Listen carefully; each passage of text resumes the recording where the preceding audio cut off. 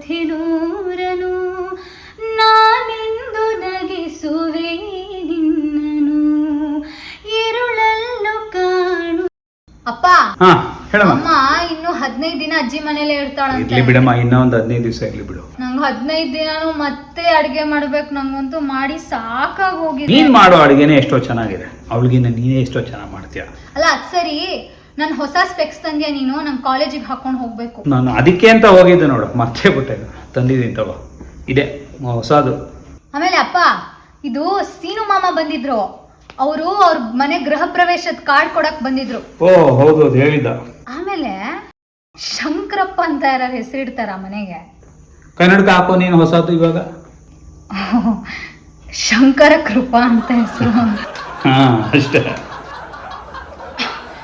ಅಪ್ಪ ಏನ್ ಗೊತ್ತಾ, ಈ ಅಕ್ಕಿನಲ್ಲಿರೋ ಹುಳುಗಳೆಲ್ಲ ಎಷ್ಟು ನೀಟಾಗಿ ಕಾಣ್ತಾ ಇದೆ ಅಂದ್ರೆ ಈ ಹೊಸ ಸ್ಪೆಕ್ಸ್ ಹಾಕೊಂಡ್ಮೇಲೆ. ಅಂದ್ರೆ ಇಷ್ಟು ದಿವಸ